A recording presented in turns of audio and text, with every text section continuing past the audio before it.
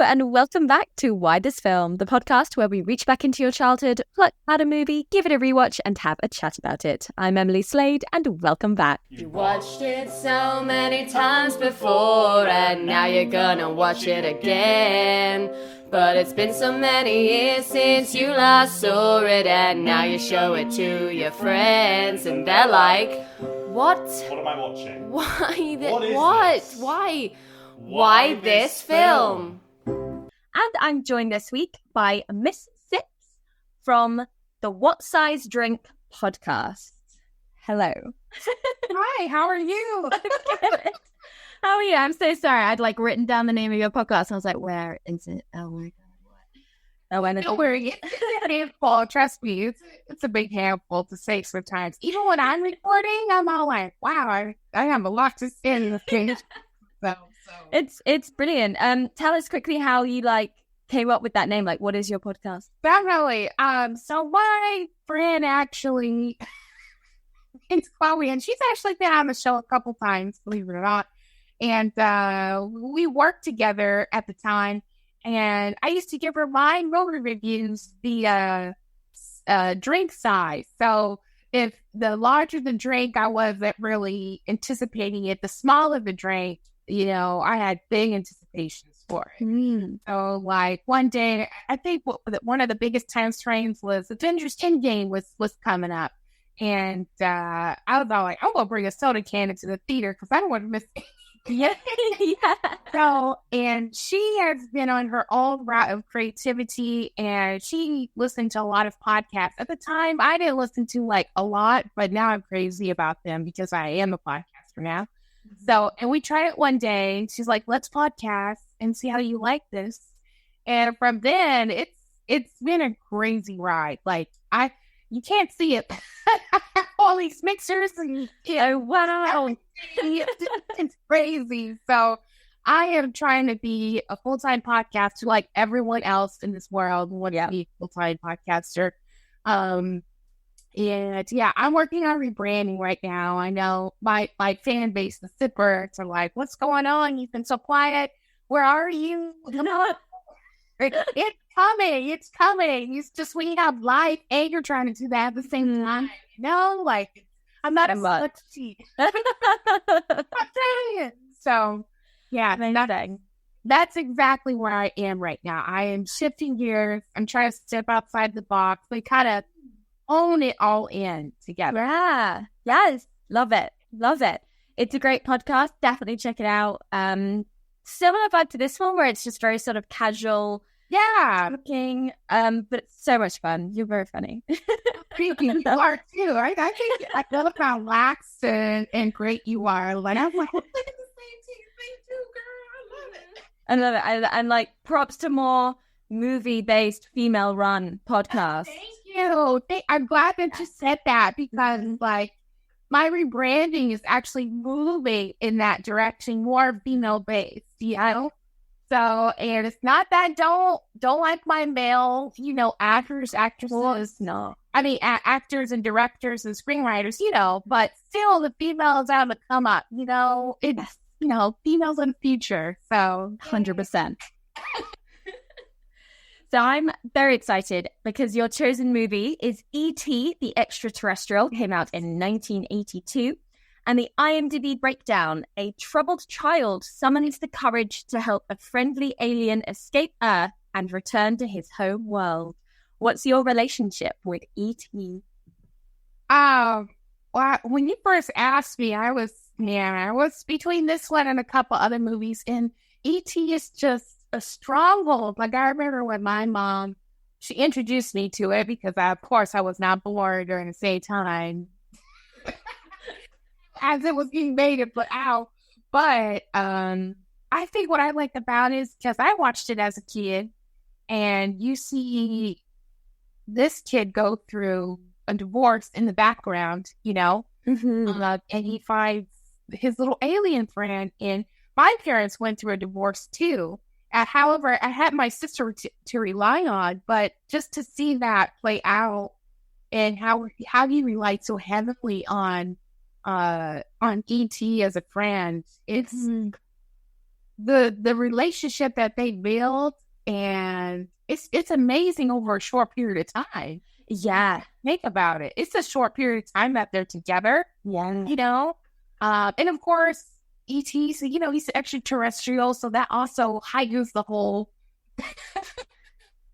But it's pretty. I think that in itself really hit home for me. The friendship and also just relating on the whole background part of it. Because not many people realize when you first see the first scene, you know, besides E.T.'s arrival, but when Elliot and his family are in the background and his mom gets there and she kind of is in a little bit of an upset mood because of their father. You know, you get the gist of, oh, wow, just went through a divorce, yada, yada. She has all the kids, you know, I don't know what he looks like. Well, he's in Mexico. Yeah. That's heartbreaking. It's just summed up in one line. She just turns around and goes, he doesn't like Mexico. And then kills off screen. And you're just like, oh, God, such clever screenwriting, so much weight has just come from these small moments. And we're still seeing it through the children's eye. Because I may have watched this once when I was a kid. It was definitely like, I knew it. I knew the like, da, da, da, da, da, da, yeah. and the flying across the moon. But I'd only ever really watched it once. And then it came on TV a few months ago. And I was like, E.T., I haven't watched that in ages. Like, oh my God, I'll fucking sit and watch E.T. I love E.T., right? It's got it's E.T. I cried the entire way through the movie. Oh, wow. Like, everything made me cry. Like, the music, the frog scene, when he's dying, when he comes back to life, when he flies, both times. I thought I was bad. I mean, I was like, why am I crying? When he's, I cried from start to finish. And I was like, my God, like, what was that about? And then I rewatched it for this chat and I did the exact same thing. I was just like, it's a tearjerker. I tell you, it gets you every time. And, you know, we'll talk about like the last 15 minutes of the movie, because that's the best part, honestly.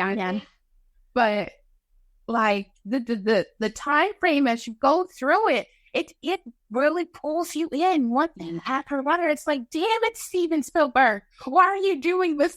Literally, he has such a cursed gift of just chucking these characters on screen, and you're instantly like, oh, that's my new best friend. Like, I am a member of this family now, and I'm going through what they're going through.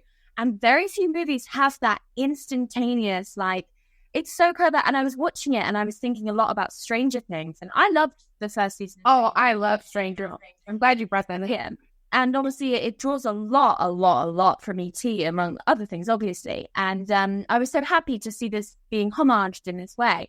And then I was rewatching E.T. and I was like, Stranger Things is like a cold, clinical operation compared to this movie. Yes. Like, it feels so much more cynical, and it's not. It's still coming from a place of love and nostalgia. But watching the original, I was like, yes, Stranger Things has got nothing on E.T. Like, there's just something. It could literally just be the fact that they'll have been using like a Super 8 camera, or like the CGI isn't very good, or it could literally be little technical things like that I'm picking up on in like this is the real deal. Mm-hmm. I don't know, but I was just suddenly like, this is so inviting, as you say. I feel so warm watching it, and it's and it's the same with Gremlins and the original Jurassic Park. All of these great movies, you're instantly in their world. Like, very clever things. Like, I noticed you didn't, other than his mom, you don't see an adult's face until the government comes. Yes. I like that. It's clever because everything is focused through a child's eyes, through a child's, mindset of that idea to view things. And when you really think about it, children see things as is. Yeah. They don't really, they're not judgmental. They're not, discriminatory, anything like that. And I think that's great And, especially the way the world is right now. And yes, it's a whole different topic. Just to see that kind of magic. And you think as a kid too, when you first, started having your own experiences and being exposed to things, you just take them as they are. Yeah. And it's just like that in this movie. Elliot just takes E.T., as he is, like, hey, just come in my house and eat my food and take pieces. Yeah.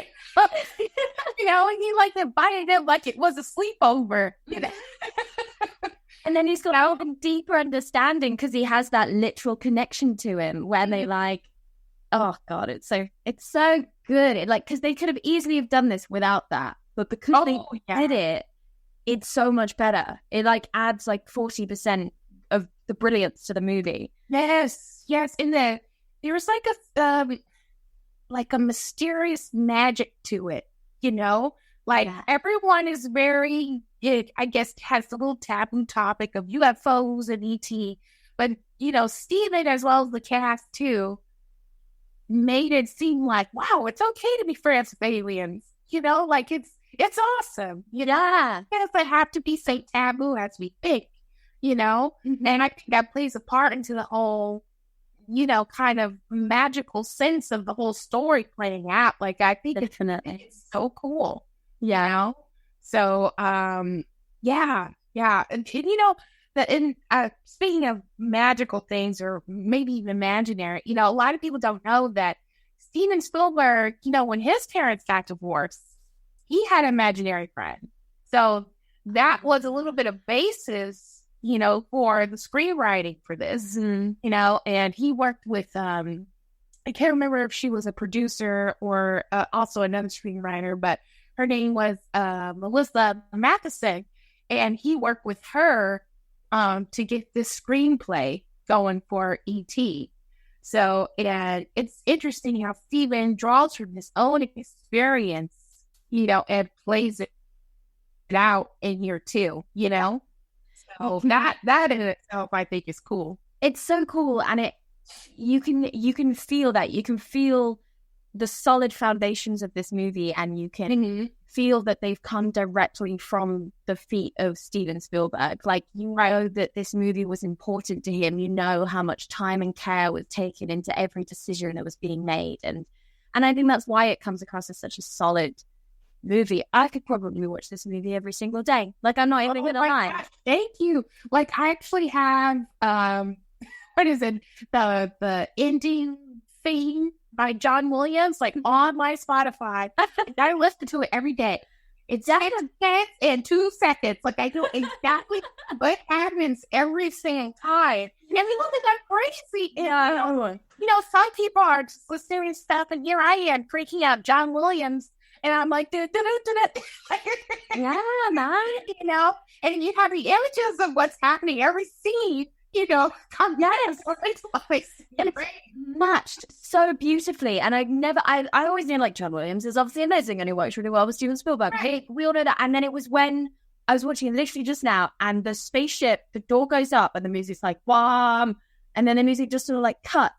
And then it comes in really slowly as the little like thing closes in on E.T. and he disappears from sight. And I was just like, that was a tearjerker clip right there. That screenshot, that cinematography was off the chain right there. Like, to close in on his heart beating, like, right. Everything about it. And the mom, who's just bland, who's just like exhausted from the whole thing. Right.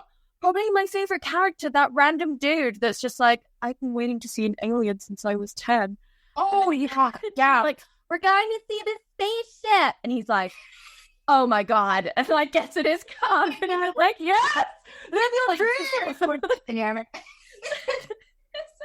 And he's just a tiny little character. I can't even tell you his name. Tiny little character in this movie too, just like what you were saying, like, Steven put so much focus on the kids, when you see the adults, you're like, why are you even in this shot? This is what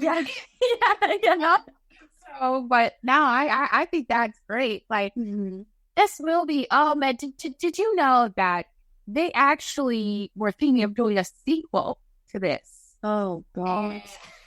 Yeah. And it turned out that Elliot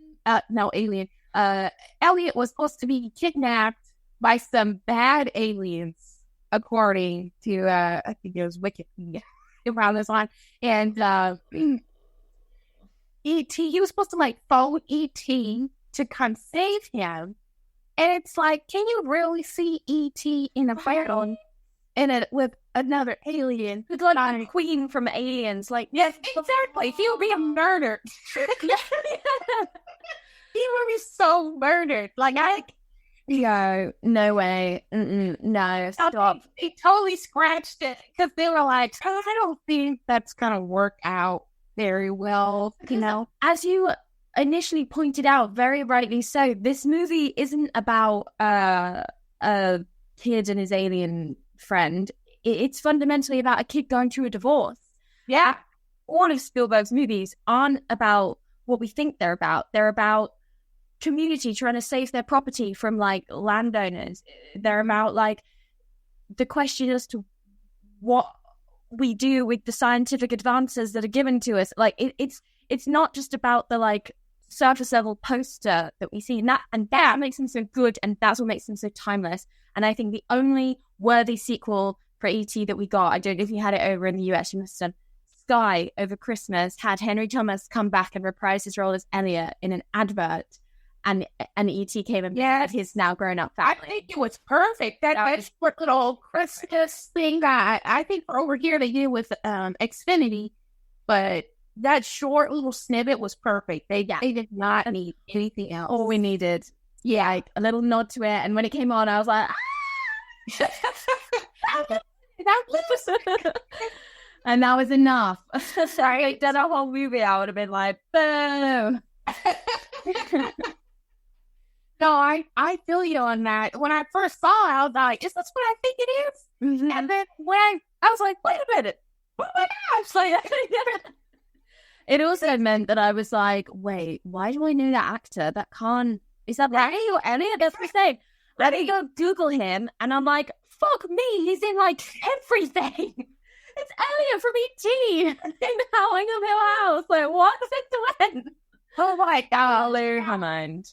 Woo. Yeah, I know. Like, there's just so many great parts. Like, the one thing I want to know, and I've never actually looked into this, is how did Steven think of the scene where they're, where E.T. wants to phone home and they do the whole bike scene over the moon? And to me, like, how did he think of that? Like, when you're writing these things, I mean, do you really imagine that? Or do you, like, I'm not a screenwriter. I know. But that was such a magical scene. And of course, the music itself really played into that, 100%.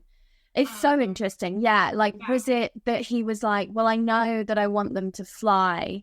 I have that image. And then someone else was like, oh, well, let's put it in front of the moon because that'll look nice. Or whether he was like, I need them to go in front of the moon because space, and he's the man from the moon. And then someone's like, well, let's have them be on their bikes because that's cute. Or like, yeah, it's so, you're so right. How every little thing of this movie is so perfect. And it's like, how did you come to that? How many rewrites and drafts, and how many people gave you these ideas? Was it all yours? Was it something that you'd harbored in your head from being a kid, or something that you'd always wanted to do? Or did you just turn around one day and was like, should we just try to stick the moon in the background on that shot? Like, It's stuff like that really does happen. I know some stuff it does, but it's like, it's kind of crazy to think about, And it's so iconic. It's instantly iconic. Unforgettable piece of like print screen desktop wallpaper. Man. Like, if you know Steven Spielberg's production company, Emblem Entertainment, you'll see it in the background. Like, it's that iconic. That, like, it's like right there. It's like, oh, okay, I understand now. Who made this? And he's provided us all with a very easy last-minute fancy dress costume for all of our movie themed. Oh, Maddie's there, I guess, to Cheryl the red hoodie, holding it. So actually, I have a little Frenchie, and I thought of getting a basket and putting him in a white cloth and me dressing up as Elliot. Yes. See how it turns out. Yeah. It's not that. Well, ears would stick out like that. It's so good. Oh my gosh. So there are so many, we've always talked about the main iconic moment across the moon and then again across the sun with all the other kids. It's funny. Like, I feel like I need to say that the CGI of that last moment hasn't held up, like, in any sense. Oh, well, definitely. But it doesn't matter almost. It's sort of like, I would hate for them to go in and George Lucas it and try and update it. I love how you say George Lucas. That is like so perfect. That's so perfect. No, I totally agree with you because, like, they're even doing that with, like, I think it's the Disney movies, the animated Disney movies back from the Renaissance era of Disney. Mm-hmm. And to me, it doesn't matter, like, he doesn't take away from the story. And I would say the same thing as you did when it comes to E.T. They're not there for the special effects. No. They're for the story, And you're so swept up in the moment anyway. Right. It's something that I was like, oh, that's really glaringly bad as they're coming down. But then I was like, who fucking cares, man? Like, they right. Like, yeeted themselves over the government. Yeah. Like, what was it, the scene where he leaves and the ship is there and they do the rainbow? It's like, oh, that is sort of rough, but it's okay. I love it. John Williams is there to be like, I love it. The awesome part, though, is like, E.T. was puppeteered, so same. Yeah, so like some parts you can see there was a little bit of the CGI part, and then there's other parts you could tell, okay, he was a machine or someone's behind him doing the work, like Sesame Street or something, So I think that helps too, kind of knowing how far they need to go to really make this, happen. Well, what scene was it? When Elliot's older brother, when he first sees E.T., that actually is the first time that actor saw him. Oh, wow. Yeah, so his reaction in that movie is completely genuine. Like, he's like, oh my God, this is where he comes. Like, it was so funny. So, oh man, I when I read that, I was like, oh gosh, so that's like, he was really freaked out. But I think I would be, like, even today, after we had 20 years of it in our subconscious, I think if I was confronted with the E.T. puppet and it was being animatronics and its eyebrow was like moving, and then it started being like, Elliot, I think I'd be a bit like, can I stand behind something? Like don't touch a bit much. I love puppetry. I love animatronics. I think it's brilliant. And because it was so, I mean, obviously they didn't have another option really back then. Yeah. Like, because E.T. is physically there and being controlled so beautifully, I'd assume he's a Jim Henson creation. I can't say for sure. That is a good question. I want to know what is the Jim Henson creation. I don't know who was like behind the makeup and design. I know for sure, what is it, her name? I think Kathleen Kennedy, who was also on the production side, because, between her and Steven, as well as working with George Lucas, she was, man, like, I gotta give props to her. She's been, and she still is, but she has been in some of the best movies. Like, it's crazy. Oh, Kathleen, the future is female people. Oh my God. But I don't really know what was behind that puppetry or that design, actually. What I think was interesting, though, because, Steven just did Close Encounters, and those aliens from there are completely different from what E.T. looks like. So true. I love they reference it in this one. And yeah. so cute that like, I mean, and of course you've got a bunch of Star Wars references in this one as well. Mhm. Like, again, it's so good because it's like, this is your world. Yeah, they also went to see that Steven Spielberg movie at the cinema, and they have the toys, Right. because it's your world. Mm-hmm. Like, I mean, he sums it up in a line. He's like, "Can't he just beam himself up? This is reality, Greg." I know, it's like slapstick in the face right there, you know? It's like, come on, get it together. I love it. It's literally the best fucking line in the entire. I know, right? Like, I was just totally like, whoa, you know? Oh, gosh, man. What kills me is when, I don't know how they came up with the idea of the makeshift communicator. You know? I know what it's made of, but it's just the idea behind. I think it's great, you know? But it's like, how did they come up with? It's that classic, like, every movie in the 80s would open with that sort of, like, homing device that would, like, crack open an egg. Or some water. So I guess it's just taking that idea where they were like, let's makeshift fucking everything. Like, but the fact that even that this alien has this idea as well, where he's like, well, I've been watching Earth and you're all fucking batshit over making shit, build other shit that already exists. Like, who's gonna put this fucking shit together? Here we go. Boom. Phone home. You know, that kind of drops to, what is it? Back to the Future. Cracking egg and stuff like that, because in a way, you know, that DeLorean, may be high in advance, but you remember when Doc was like putting some water or something in it? Or something like that. It's all like, oh, okay, now we're back to our level of how to make shit now. Yeah. So I think that's kind of similar in terms of like 80s, make it simple, fighting, you know, sci-fi, you know, gadgets Fun as well. you know? Yeah.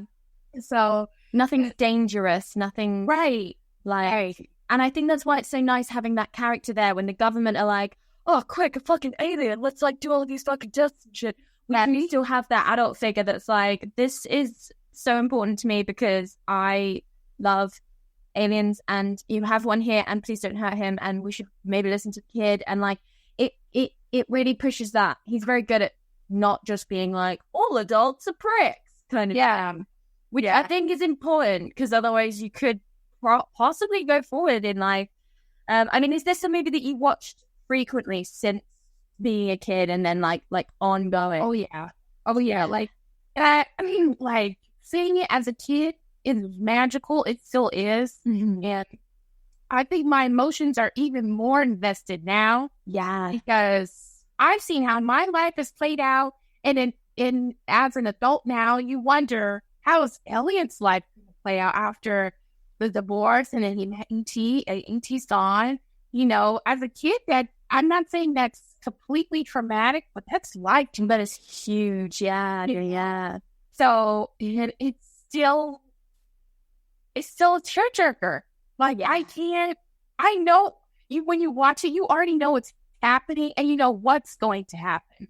And your times are already coming. Even well, you know, but it hurts every time. And my mom, she'll walk in sometimes and she'll be like, "You're watching this again?"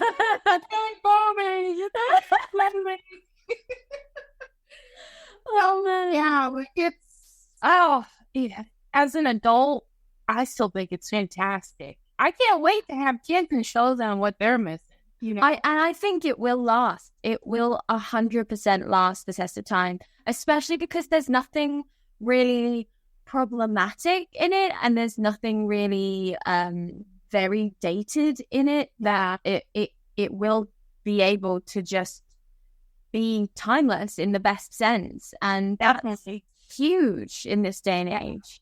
I really think that kids coming to it now will enjoy it, as you say, because how can they not? It's just such a good story, and that will out for everything.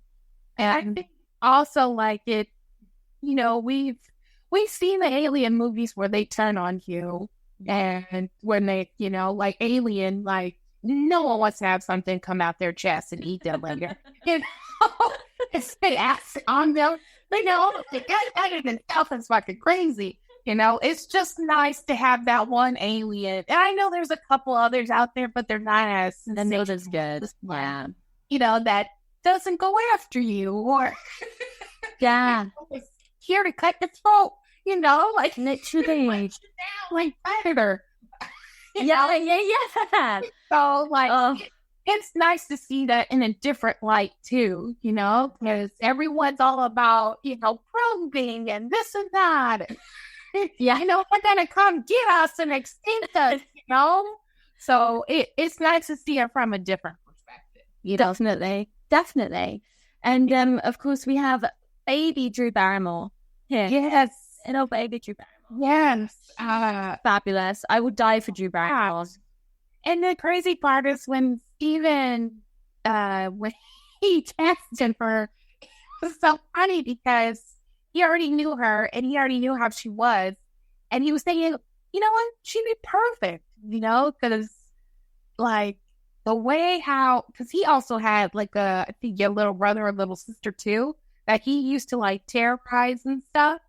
So he also got influence from his own siblings and how he used to treat them, you know, with casting and stuff. And that really kind of helped with Drew Barrymore. And he wanted that, I guess, that part to be very curious, but also very like, yeah. You know. So, and she was legend too, you know, coming from the Barrymore family and her own career itself, you know, she's awesome. I love Drew Barrymore, you know. I have so much time. I think she's the most famous out of that whole cast. I don't know anyone else who's done much at all. Yeah. Or like, and like I've obviously seen Henry Thomas and other stuff, but I never knew it was him. Right. I always know that that's Drew Barrymore. She is. Right. I love her in it. I like it when she hides or they hide in that closet. And it also when she dresses them up.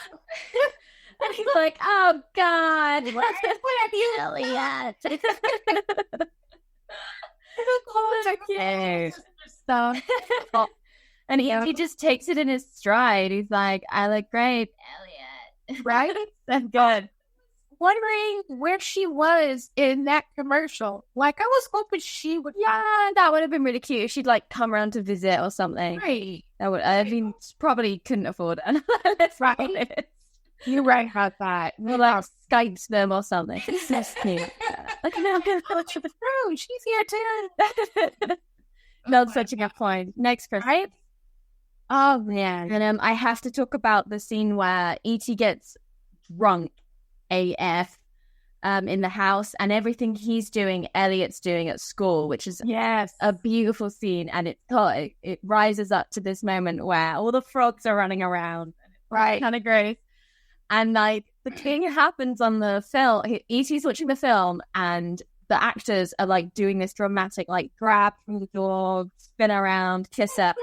And Elliot does it in the like biology lab with this like random girls in his class. And I cry at that moment because I'm just like, this is such a cute, clever, brilliant idea, and it's played out so adorably. Like Elliot has to get another kid to like stand on so he can reach the girl because she's like 3 times high, and it just everything about it. I was like, you're right. And she's like, how did you come up with this? Like this is so good. I love the part like it plainly, like you say, in a clever way, just says, wow, they're connected in a telekinesis way. Like, plain and simple. And you know, in other movies, they make it sound so serious, or it's a epiphany moment, and then more serious shit happens. No, not in this book. No. You know, it happened a completely different way. Yeah, I loved it. I think it was great. I like seeing E.T. getting kind of his use of the puppet is so so comical. When the mum comes in and Gertie's like, Mom, I want you to meet someone. And she opens the fridge door and like thwacks E.T. collapses and Gertie's like, I think you might have killed him though. It's just like, hey, so much is happening and every bit of it is like so well choreographed and like it looks so casual and improvised, but you know that it is like tight. And that's to be respected. And this whole movie is that. Yeah, I totally agree with you. Like, it's interesting though, like to share like how clueless Mom was during the whole thing. You know, cause it must be terrifying for her to think back and be like, so when he was talking about that goblin first time round, he was in a field alone with that creature that I now know is safe, but there was a time where she didn't. So she must have been. She's an excellent understated performance throughout. Of you feel safe when she's around, and she's not a bully. She's clearly going through her own stuff as well, but she does try and put the kids first. And God, to have 3 kids of such varying ages must be so hard. Yeah. I mean, completely different ages too. Like, I could not imagine as a mother. Yeah, I was like wondering, like, because I know for sure my own mom, if she heard me talking to myself or thinking that I'm talking to myself, she know what came in that room instead of just knocking off. Yeah. You know, like, I know for sure I would have been like, the door down. I don't know. They found them in the forest. Exactly. You know, like the scene where they when they're taking pictures for Halloween, you know, and they're saying, this is Gertie, and Gertie's like under a sheet, even though it's like, as a mom, would you really think your little girl would be under a sheet? Like, yeah, and you can see that it's not the shape of Drew Barrymore as well, and but you get it because she's got all of this stuff going on. The minute you bring something like that up, you just be like, well, you know, she's going through that. So, right. She's probably married stuff. Yeah, so they thought about it. They thought about everything. Oh, yes. Hey, thought about those parts carefully. You know, the other interesting part, I was looking up when I thought of this movie too, is that Steven, he kept a lot of the child actors separate from the adult actors. So they can still be, he wanted them to feel like, you know, we're actually going to go through this as if it was the movie or the story being told, you know? So they would really just appear during those times and they would film it as the storyline was going on, you know? So that way you could like draw the real emotions from them, you know, and really build them up in each character. And I was like, wow, that's smart. That's really, really cool. That's such a good idea because kids especially could form such a strong relationship with like the guy that's meant to be like, I don't know, stealing their alien friend from them. But by not ever seeing that person until he comes in to take your alien friend away, you'd be like, sorry, who the fuck are you? Like, what? Desiree? That's so clever. That's such a good little idea. So simple. I know. It's clearly so effective.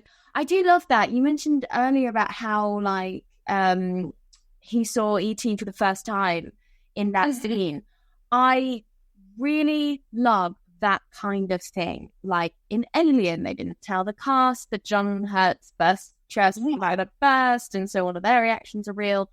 I hate when directors take advantage of their crew and their performers and they, like in The Exorcist, the director just slaps a man around the face to get a better performance out of him. Like, yeah, I absolutely hate that. I really want to make the point now to just be like, those are two completely separate things. I know. And one is a really cute, clever, harmless way of making your movie cool and better, and you know, and it's not that, you know, they didn't trust that actor to make a good reaction face, because if I'd seen the alien for the first time and made a shit face, then they would have just gone with the second take. Like, it's not the end of the world. But like, it's nice to have that as a reaction shot in that way, whereas slapping your crew and cast around yelling at them. I mean, all of the shit that Hitchcock did to his actresses, like, that's just fucking abuse. And like, Yeah. even I would argue things like where Tarantino strangles that actress in Inglourious Basterds. Oh, yeah. I've heard That about kind of that. thing. I'm just thinking, like, Is that necessary? right? Like, Is that really necessary? Like, no. At the end of the day, it's not. no. It's something I'm really passionate about, that it's usually men, male directors, usually white, and often doing it to these people that don't seem to be in a position to fight back. And then they'll just lose their fucking job. And it's abuse. And I went on a little tangent there. No, I totally agree with you. And this speaks to this movie because it really shows you, like, the respect that Spielberg set, the understanding that he was working with children as well. Right. Like, he has, I don't know if it's him, I don't know if he employs someone to do it, but the performances he always gets from his child actors are always, like, really good. Oh, yeah. And sometimes I feel like Spielberg, he honestly prefers child actors. I think They get it. He writes for them, doesn't he? Mm-hmm. And I like in most of his movies, he has at least one child actor, at least, Jurassic Park, Close Encounters, Poltergeist. Yeah. Everything. And Schindler's List, it just keeps going and going, The Color Purple, like, so, and I think that's amazing because when you see things through a child's eyes, like, it's a whole different ballgame. Like, yeah, you see it through adults' eyes and you do see how it changes them. But, a child's mindset is so critical in development. Yes. I think that's where it really plays into, like, wow, oh my gosh, that child just went through that. That's traumatic, or that's really devastating, or that's amazing, Yeah. So I think it just, and then that plays into the whole Elliot thing too. Like, he's in that development stage. He's out of toddler stage, but he's like elementary, middle school, if I remember correctly. And that's a big stage to be going through, and all the kids are, Yeah. And just to see that, oh, it's so good. Yeah. It's brilliant. And I think there's a quote somewhere by someone that Steven Spielberg said that he makes the kind of movies that he always wanted to watch as a kid. Yeah. And I imagine it must be so fun. I don't know, but I imagine if you're a child actor on a set of a Steven Spielberg movie, that must be so much fun. Yes, I would think it's fun. Man, like, this guy has been behind some very, like, awesome films, and has produced so many as well. I would like, if I ever got the chance, I would hop on an opportunity. So, like, I know he's coming out with West Side Story at the end of this year, and we would remake of that. So I'm excited for that. I don't know what else is coming, but I would hop on in it. Man, this guy's legend. He's him and George and a couple other folks are legend, So, and I give props to Spielberg because he's also not afraid to go there either. Yeah.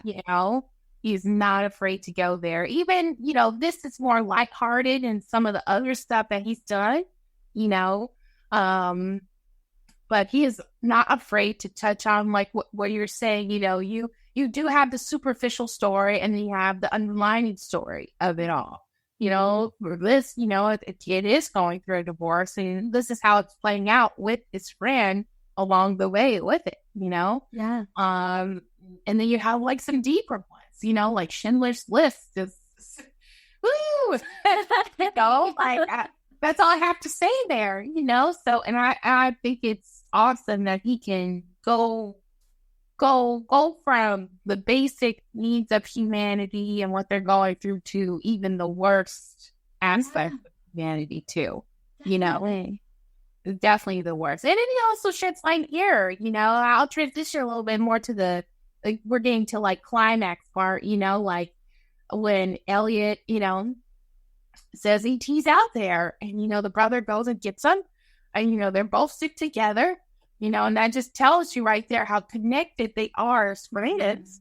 And then you have real, NASA folks come up into the house and scare the shit out of everybody.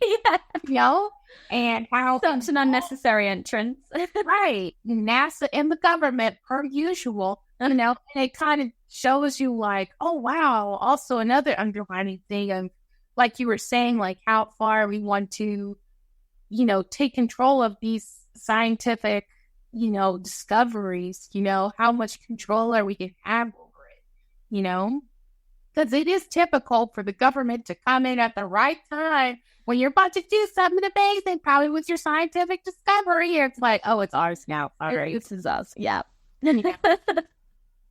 So, but the last 15 minutes of this movie is, you can't not watch it. If it's on, you'll go to the screen. It's such a fantastic lesson in pace and build up and suspense and joy, and they escape. E.T.'s come back to life. The use of the flowers is gorgeous, and when he sees that the flowers are coming back, E.T.'s alive. They take the van and they're like recklessly driving that through the neighborhood. They get on onto their bikes.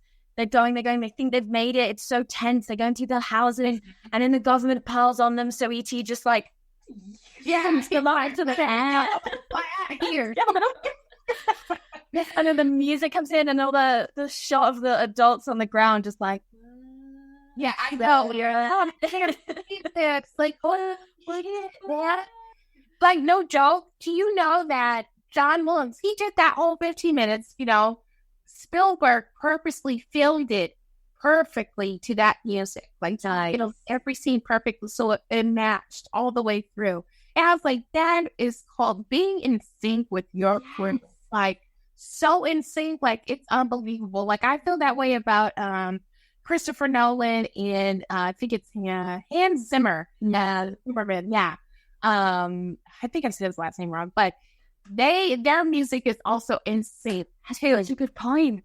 And people, they really downplay musical scores or even movie scores, and it's like, no, they really do add to the emotion. It's so important. If you put that on mute, it would be the same movie. They don't watch it. Exactly. It's like, oh, what did this kid do? What? Who the hell is this guy? Like, yeah, literally. It makes a big difference. Part of the storytelling, 100%. And then on the other side of that, lack of music adds to storytelling. So you can take it away for impact and stuff. And that doesn't even surprise me. I didn't know that. That's so interesting to know that he got the music and then storyboarded it to the music. And, it's funny, you sit here and you're like, well, why doesn't everyone do that all the time? That just makes sense.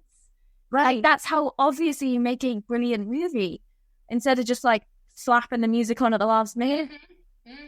But it's like a dance. It's choreographed.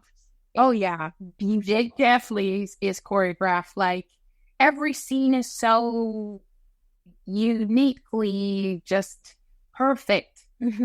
Like, just from when they get there and then they shift to they're both E.T. and Elliot are right next to each other, and that scene is a tearjerker too, just watching him losing his friend. He's already going through the divorce, and you just lost your good friend too. Like, that death scene is intense. Oh my God.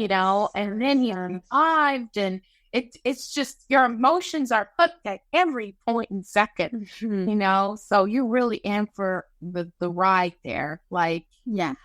I know it's crazy. Like, I was just like, I saw it, Siren, he handed it to the music, so it's right on point. Like, it's so on point.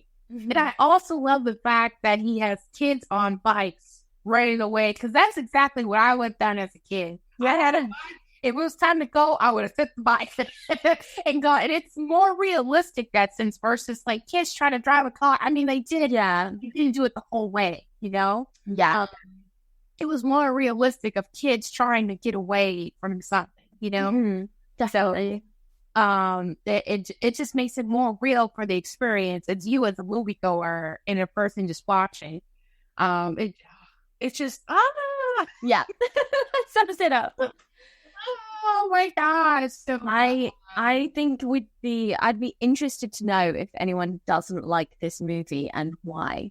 I would be really interested what their opinion would be. It's like, how can you not, like, I know that people say E.T.'s weird because the way he looks. No, they're recording. Dad, he's a fucking alien. What do you want? Leave us alone.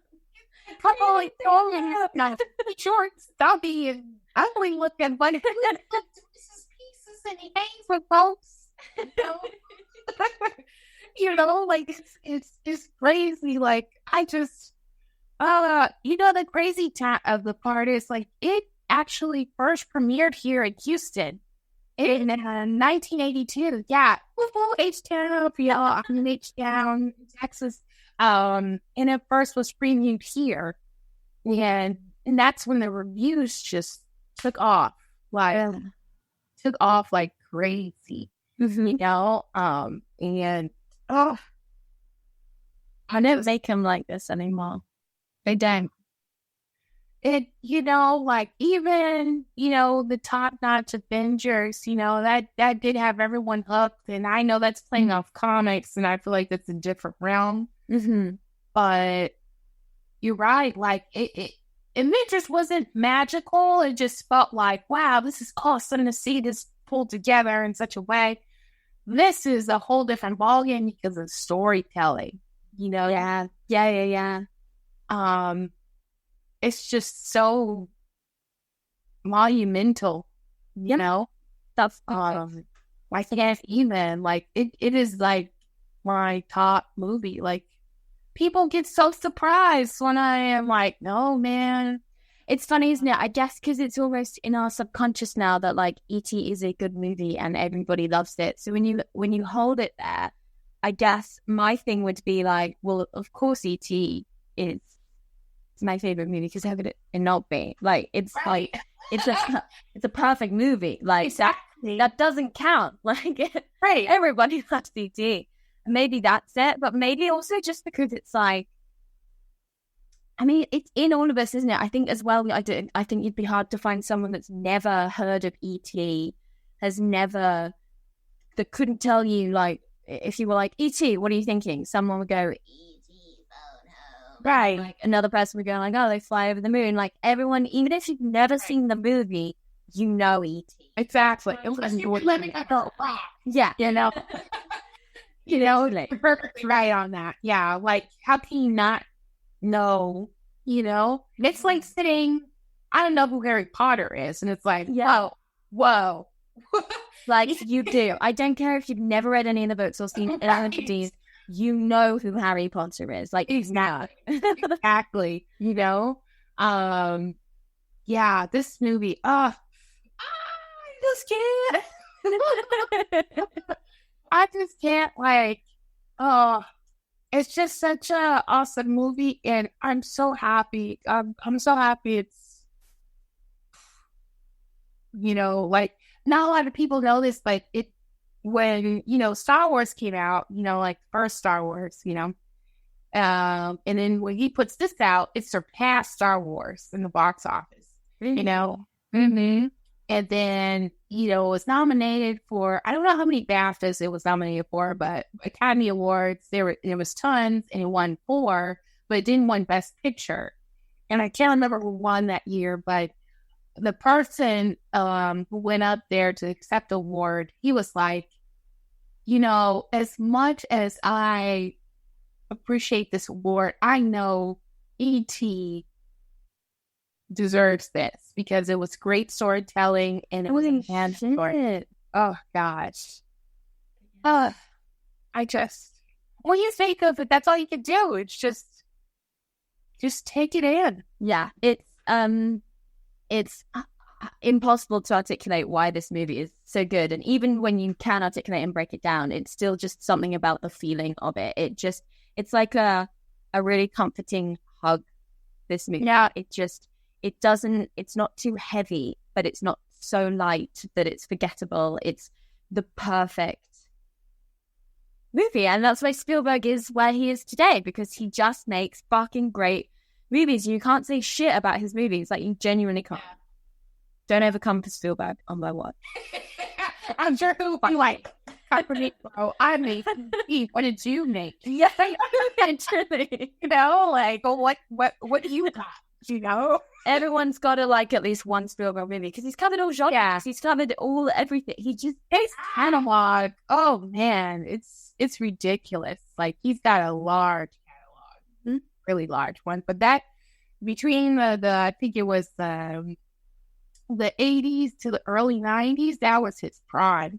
Yeah. You know, and ruled the screen in time. You know, I mean, George had he also had the 80s too, due to Star Wars in the 70s, but woo boy. I can't speak for everyone. I have no respect for George Lucas, and I have a lot of respect for Steven Spielberg. Oh, I like how you said that. Fight me on that. I know we're going on a tangent, but there's I gotta know this. It just, Steven Spielberg didn't feel the need to go back and tamper with any of his stuff. I'm sure he is as capitalist and commercial as Lucas, possibly, but it never felt that way. It always felt like he was making these movies because he wanted to and because he needed to, whereas especially these days George Lucas feels like he's doing stuff for money, and it's just that very simple difference. Maybe he didn't start out like that, but I think Spielberg seemed to have a better hold of his movies as well. Like, when you look at some of the original ideas Lucas was coming out with, and that people had to turn around and be like, you can't do that shit. And I don't know the stories of whether that happened to Spielberg or not, but I can't imagine, because it all came from his own past and experiences. I can't imagine it would be the same. So, yeah. You can know. Like, I can definitely tell you, yeah, you're right on the whole, especially Star Wars is definitely commercialized to the 10th power, like beyond. And he is getting paid like head over fist, you know, like it is crazy, you know. I know that a lot of people have definitely taken over, you know, Disney is now taking over the whole Star Wars deal. And I know that he has an extension of what to say, but I don't necessarily think that his whole hands are completely in it anymore. You know, like I think he has his tidbits, but I don't think he's like fully into it anymore. So I feel like it's partially him as well as Disney, because Disney commercializes anything that's like, you know, if it moves, they'll commercialize it. Yeah, it's like, oh, toy, you know, smart, you know. So, yeah, I totally get you. And also too, like, a lot of people forget, you know, George was, I think his first real movie that people recognize is American Graffiti. You know, not many people go back to that film at all, you know, and that has nothing to do with sci-fi or anything. That's a whole different ball game, you know. And yes, he did change the sci-fi game and visual effects, all that ordeal with Star Wars when it promoted. I think it's awesome, you know. But I also think it's lost its charm. Yeah, everything is now. You know, I mean, I've seen all the Star Wars, and I've decided that that's probably gonna be my last Star Wars after the one that came out last year. But just I'm over it. Yeah, after Skywalker, it's like, what else can you do? You know, it was the main guy. Like, I don't want to know about these other people. Yeah, you know, like I don't want. Well, what I found was I do want to know about these other people, but I feel like you're not letting me. After The Last Jedi, I was like, amazing. Star Wars is for me as a new fan, a new person. Like, I'm interested in this world and I want to see where we go in it. And then they were like, no, ignore everything that happened in that movie. We're going to come back to this bullshit from the 70s. Get out of our fan base. Get out. No, this is for the 70s Star Wars. That's really how I felt. I was like, Jesus fucking Christ, all right, I'll leave, bye, fuck you. Like, that's my take on the Star Wars. Yeah, it's, well, and you know, that has ended. Avengers has ended, you know, And I'm up for them all. I'm perfectly happy that they've ended, and they haven't ended. Like, we all know they haven't finished, but they're not getting my money anymore. Like, and that's the thing. I think the difference. Spielberg. I mean, you can argue whatever you want about the Jurassic World thing. I was actually excited to see Jurassic World, and I enjoyed it. But I didn't have an affinity with the original movie as much. Whereas when I go back and watch the original movie, I'm like, oh yeah, Jurassic World fucking sucks and back. But like, other than that, I can't think that he's been so obsessed with Now I'm Alive, because he did the same for Indiana Jones. I'm trying to fight this man's corner, and every time I think of anything, I'm like, I'm a personal fan of Indiana Jones, the only select one. I think my favorite one is with Harrison and Sean Connery. That's my favorite one. Like top Indiana. The rest of them, they're okay. You know, the first one's fine, but that one had me dying. So, but no, I don't know if we're going to see George as directing anything. I think he's firstly done. Spielberg never. You know, he's still going. Yeah, and rather the same. But we'll see. You know, I think you're totally right with commercialization of these big franchise movies, you know, really big ones. So then I've just I think, Spielberg still does it. It just, I don't pay as much attention, I guess, about it. I just pretend it hasn't happened. His movies just have such a, I can't say, George really has Star Wars and Indiana Jones. Those are his two top. You know, Spielberg has so many. Yeah. You know, and they all touch on different topics of humanity, you know, so I think that's why he has a better standing in the film industry and when it comes to act, you know. Yeah, I agree. George does, but I feel like on a nerd base, you know. Yeah, he's tapped into his market. He's got that for life. Exactly, and there's tons of nerds in this world, you know, including myself. But yeah, I think they're good friends, but they're on two different, very different sides of the same coin almost. Yeah. I liked what you said when you're like, I wish they made movies like this again. And I know we talked about it, but I really hope they do. Yeah, I thought they were gonna. A few years back, Steven Spielberg made Super 8, didn't he? Which was meant to be going back, and I'm not gonna lie, I went to see it in the cinema. I can't really remember it. Yeah, I feel you. Just, someone needs to come in and just be a good storyteller for children. And you know what it is, and this is the whole reason I run this podcast. It's the lack of respect for your audience. When Illumination Entertainment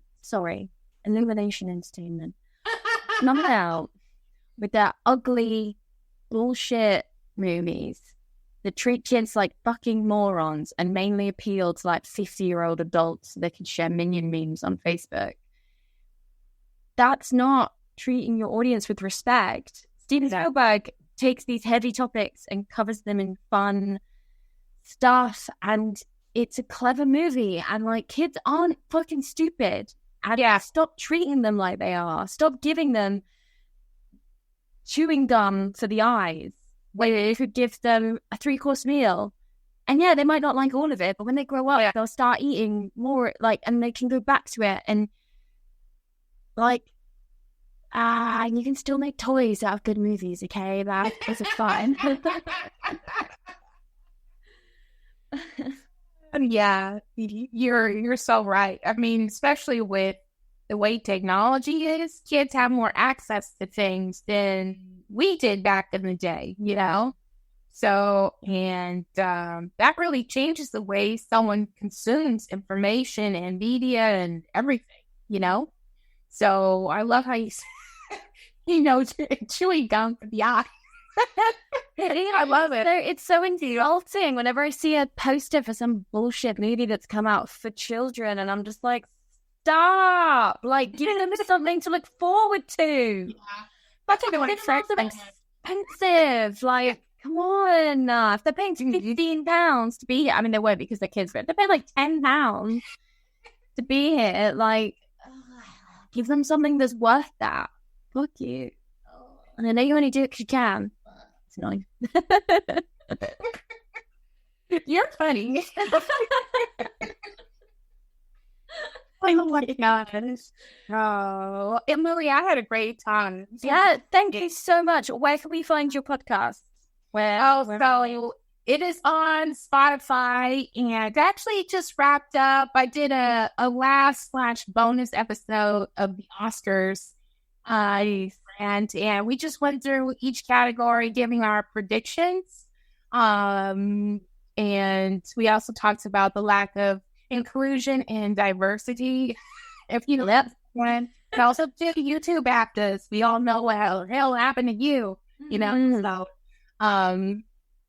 So we just did that. But you guys can find me on Apple Podcasts, Spotify, and I'll definitely share the links too at What's My Strength Podcast.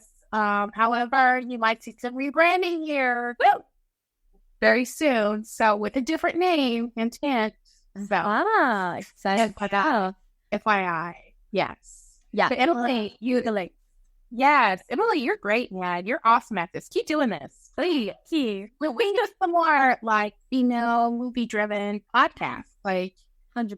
That's another reason why I started. Because I was like, I love my males, but I want to hear some ladies who got strong opinions. Yes.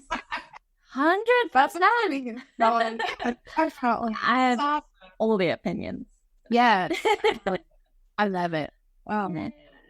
It was so lovely to meet you. Thank you so much for coming on. And thank you. I appreciate it. Thank you. You've been awesome. And you're hilarious. You are. Thank you. Thank you, man. You are hilarious. So winning. Whenever you want to bring me back, I got plenty of favorite movies we can discuss. Yes, I'm going to go back through to your list and then bring you back on. But let's do it. Give me some excellent choices. I'm down. Yay. Thank you guys so much for listening, and we'll see you next time on Why This Film. Bye.